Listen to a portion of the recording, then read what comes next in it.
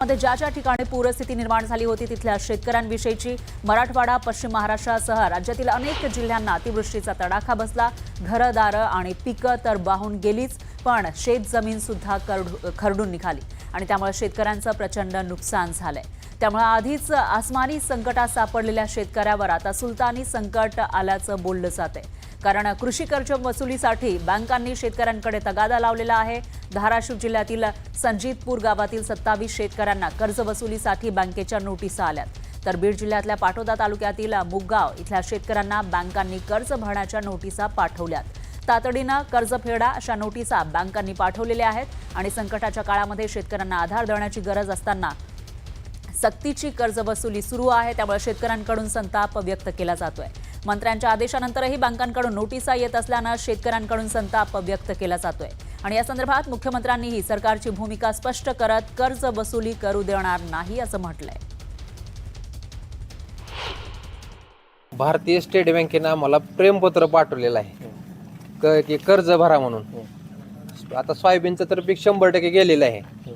शेतकरी एकतर मराठ्या अवस्थेमध्ये आहे आणि ह्याच्यात बँकेच्या अशा नोटीस आहेत, त्या गावात सगळ्यांना नोटीस आलेल्या आहेत किंवा पीक कर्ज भरा म्हणून। राहिलंच नाही काही शिल्लक आणि कशाने कर्ज हे भरायचं? निवडणुकीच्या आधी लय अर्डेलीन आम्ही सगळं उग मापच करू, 7-12 कोरा करू। आता कुठे जाऊन बसलेत आता काय माहिती। कपाशी, तूर, सोयाबीन पूर्ण खलात पाण्याने गेलेले आहेत आणि तरी आम्हाला सेंट्रल बँकेचे मेसेज येतात की कर्ज भरा म्हणून। तर आता हे कर्ज कुठून भरायचे? आम्ही खरडून जी वाहून गेली, सोयाबीन वाहून गेलंय, कापूस वाहून गेलाय, त्याच्यामध्ये आता बँकेचे मेसेज येतात की तुम्ही पीक कर्ज भरा। पीक कर्ज भरा म्हणजे पीक कर्जाला आपल्याजवळ पैसेच नाहीत। दरम्यान कर्ज वसुली संदर्भातल्या बँकांच्या नोटिशीवरून विरोधकांनी सत्ताधाऱ्यांवर निशाणा साधलाय।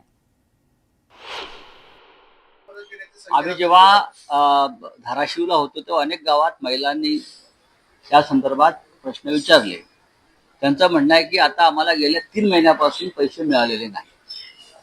अनेक वृद्ध महिला आहेत त्याच्यामध्ये, आणि आता आम्हाला सरकारचे पैसे नकोत, आम्हाला मदत द्या पुराची।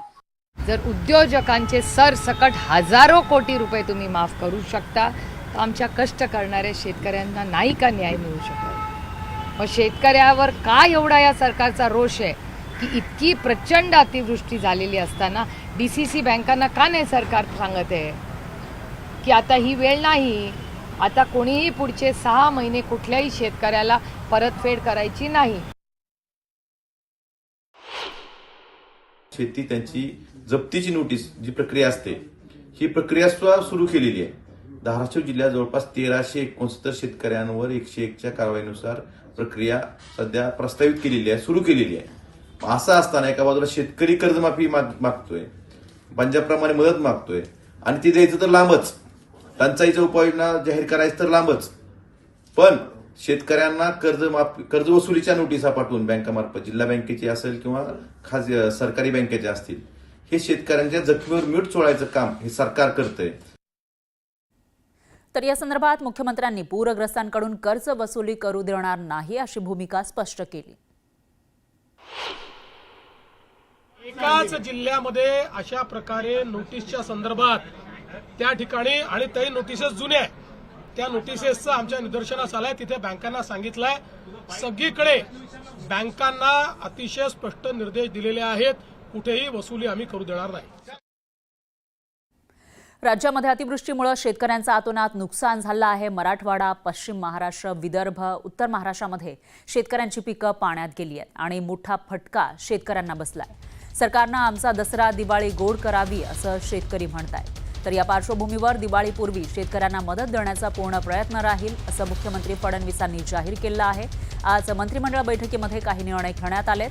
पहिल्या टप्प्यामध्ये 2115 कोटी रुपये शेतकऱ्यांना वितरित करण्याची कामं सुरू झाली आहेत, तर पुढच्या आठवड्यामध्ये मदतीची घोषणा करणार असल्याचं मुख्यमंत्री फडणवीसांनी सांगितलंय। सातत्यानं ओल्या दुष्काळाची मागणी होत असते, पण मॅन्युअलमध्ये ओला दुष्काळ असं कुठेही नाही। आजपर्यंत कधी ओला दुष्काळ जाहीर झालेला नाही, तरीही दुष्काळाच्या सर्व सवलती लागू केल्या जातील असं फडणवीस म्हणाले।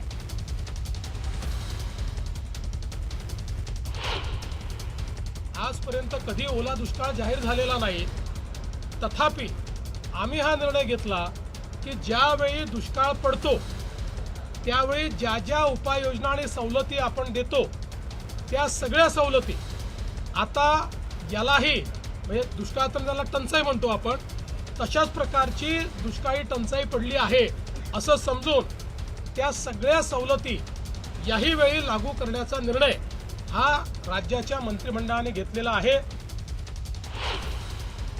ज्या ज्या प्रकारचं नुकसान झालेलं आहे त्या सगळ्या नुकसानाच्या संदर्भात एक कॉम्प्रिहेन्सिव्ह पॉलिसी तयार करून आणि ही सगळी जी काही मदत आम्ही करणार आहोत ही पुढच्या आठवड्यामध्ये त्या संदर्भातली घोषणा आम्ही करू आणि शक्यतोवर आमचा प्रयत्न आहे की सगळी मदत ही शेतकऱ्यांना दिवाळीपूर्वी त्यांच्या खात्यामध्ये मिळाली पाहिजे अशा प्रकारचा प्रयत्न आम्ही करणार आहोत. तसाच निर्णय मंत्रिमंडळाने घेतला आहे.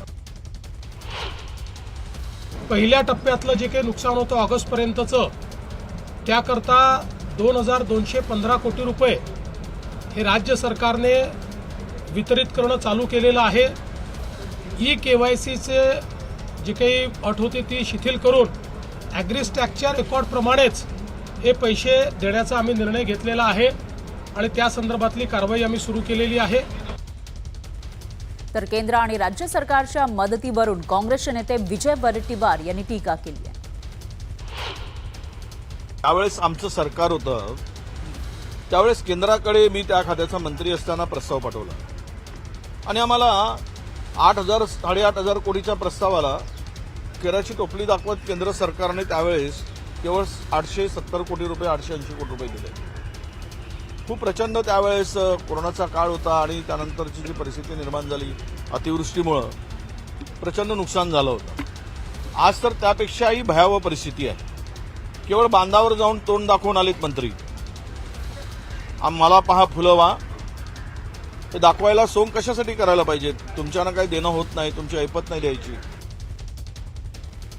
मराठवाडा, खान्देश, सोलापूर आणि अहिल्यानगरला अतिवृष्टीनं प्रचंड तडाखा दिला. तब्बल 60 लाख हेक्टरवरील शेतीचं नुकसान झालंय. इतकंच नव्हे तर अनेक विहिरींमध्ये गाळ जमा झाला, जमीन खरडून गेली, शेतातली माती मोठ्या प्रमाणावर वाहून गेली आणि याचा सर्व परिणाम पुढील काळातील शेतीवर होणार आहे. त्यामुळे शेतकऱ्यांना कर्जमाफी द्यावी अशी मागणी होऊ लागली आहे. तर या संकटातून पुन्हा उभं कसं राहायचं असा प्रश्न शेतकऱ्यांसमोर आहे. अशा स्थितीमध्ये शेतकऱ्यांचा 7/12 कोरा करा हा उपाय असल्याचं अभ्यासकांचं म्हणणं आहे.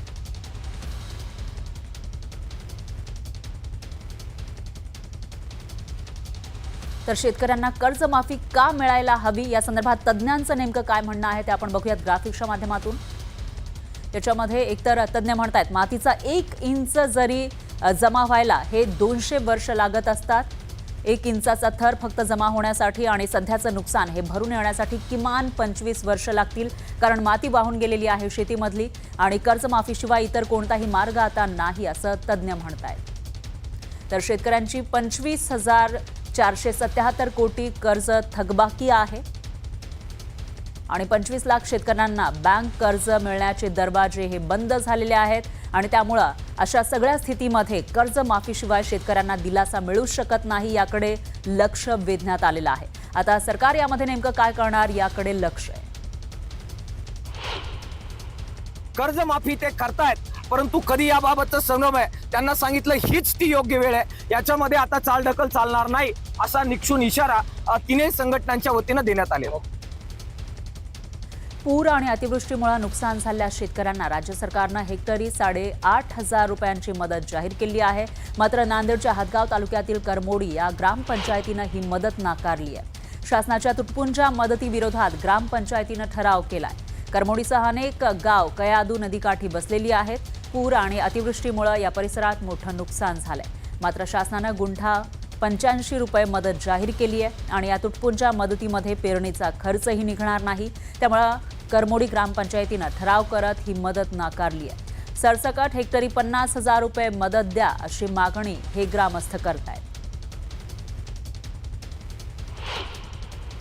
शेतकऱ्याचं हे अतोनात नुकसान भयानक झालेलं आहे आणि याच्यामध्ये शासनाचे असे होते की कोणीही याच्यावर निकष न ठेवता शेतकऱ्याला मदत करायची, पण मदत हे तुटपुंजी या पद्धतीची व्हायली. 8,500 मदत आम्हाला मान्य नाही की आम्हाला जी तुम्ही 85 रुपये गुंठ्याप्रमाणे जी आम्हाला मदत दिलेली आहे ती जी मदत आहे ती तुटपुंजी आहे. ते आमच्यापासून याच्यात काहीच उदरनिर्वाह आमचं होणार नाही. मदत मुद्दा आम्ही जेवढं काय सोयाबीन खत पीक जे आम्ही फवारणी केलेली आहे त्याचा सुद्धा खर्च निघणार नाही. त्यामुळे त्या विनंती करण्यासाठी शासनाला आम्ही काल आमच्या पूर्ण ग्रामपंचायतच्या वतीनं ग्रामपंचायतचा ठराव घेऊन ते आम्ही निवेदन दिलेलं आहे. आम्हाला कमीत कमी 50,000 रुपये हेक्टरी या हिशोबाने तरी मदत द्यावी हे आमचं शासनाला अशी विनंती आहे. जमीन तर त्याचं खरडूनच गेली आहे. जमिनीमध्ये काही शिल्लक राहिलं ना. पुढचं आणखी पिकं कसे घ्यायचे कशी त्यातली माती सुद्धा खरडून गेली, सगळे नाले पडलेले आहेत. तरी आम्ही आता त्याचं पुढचा पर्याय काय करावं, कशी शेती पेरण्यासाठी आम्हाला पर्याय सुचविण्यासाठी अधिकाऱ्यांनी सुद्धा आम्हाला मदत करायला पाहिजे येऊन मार्गदर्शन केलं.